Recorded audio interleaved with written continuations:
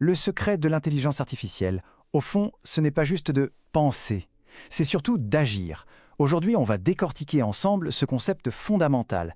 Comment le simple fait de faire un choix permet à une machine d'apprendre par elle-même et de maîtriser des tâches incroyablement complexes. On se demande souvent comment une machine peut devenir championne à un jeu de stratégie ou comment un robot apprend à marcher. Comment est-ce qu'on peut gérer un réseau électrique de façon optimale? Eh bien, tout part d'une idée à la fois simple et terriblement puissante, celle de faire un choix. Pour vraiment comprendre comment une IA apprend, il faut se mettre à sa place. Il faut voir le monde comme elle le voit. Une succession de moments où à chaque instant, il faut faire un choix parmi plusieurs possibilités. Pour que ce soit bien concret, prenons un exemple tout simple, le jeu du morpion.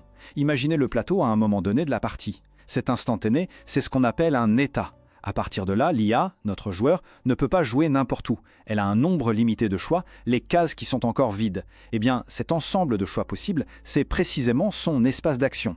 Le vrai casse-tête pour l'IA, ce n'est pas de savoir où elle peut jouer, ça c'est facile, c'est de décider quelle est la meilleure case à cocher pour maximiser ses chances de gagner. Et dans le jargon de l'apprentissage par renforcement, cet ensemble de possibilités porte un nom, l'espace d'action. C'est en quelque sorte la boîte à outils de l'agent.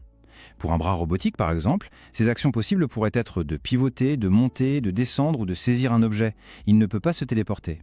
Cet espace d'action, c'est donc ce qui définit les limites de ce que l'agent est physiquement ou logiquement capable de faire.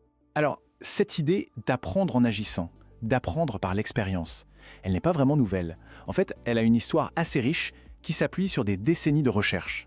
Il faut voir que ce concept a vraiment évolué au fil du temps. Tout commence dans les années 50 avec la programmation dynamique de Richard Bellman, qui a, en quelque sorte, posé les bases mathématiques du problème. Mais le vrai tournant, le moment qui a tout changé, c'est en 1989. Chris Watkins a introduit ce qu'on appelle le Q-learning. Et là, c'est une petite révolution. Pourquoi? Parce que c'est une méthode qui permet à un agent d'apprendre la qualité de ses actions par simple essai-erreur, sans avoir besoin d'un plan complet du monde. C'est vraiment cette idée qui a ouvert la voie à l'IA moderne. D'accord, mais alors, comment ça marche concrètement cet apprentissage? En fait, au cœur de tout ça, il y a un cycle, une boucle qui se répète à l'infini. C'est la boucle action-récompense. Cette fameuse boucle, elle repose sur 5 éléments clés. On a d'abord l'agent, c'est notre machine, celui qui apprend. Il interagit avec un environnement qui est en gros son terrain de jeu. À chaque instant T, l'agent observe l'état actuel de cet environnement. Il choisit alors une action et en retour, l'environnement lui donne une récompense. Un simple nombre, positif ou négatif, qui lui dit si son action était bonne ou mauvaise. Ce schéma illustre parfaitement cette danse continue. Premièrement, l'agent observe l'état. Deuxièmement, il choisit une action en se basant sur sa stratégie du moment. Troisièmement, l'environnement réagit, lui donne une récompense et le place dans un nouvel état. Et enfin, quatrième étape, et c'est la plus importante, l'agent met à jour sa stratégie en fonction du résultat qu'il a obtenu. Il se dit « Ok, cette action, dans cette situation, m'a donné une bonne récompense, je devrais la refaire ».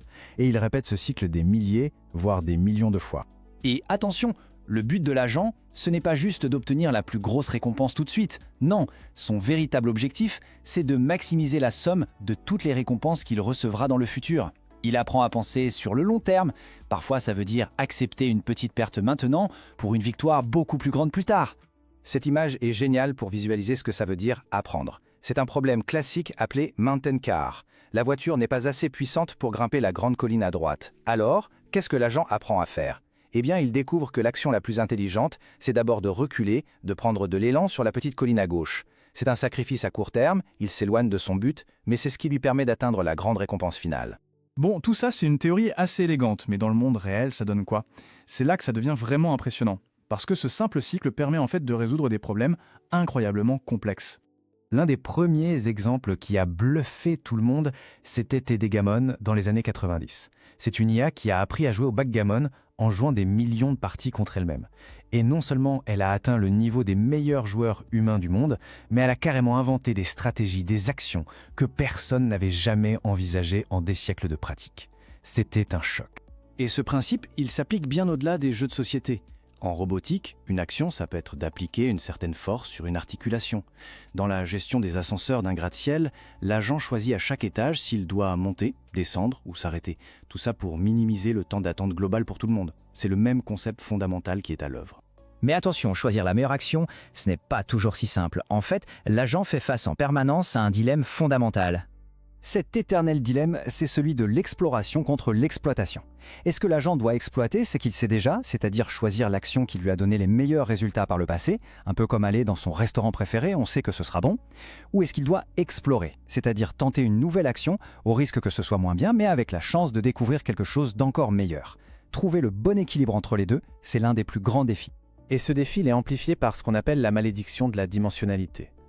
Pour des problèmes complexes comme le jeu de Go ou les échecs, le nombre d'états et d'actions possibles est juste astronomique. On parle de chiffres plus grands que le nombre d'atomes dans l'univers. Il est donc absolument impossible de tout calculer.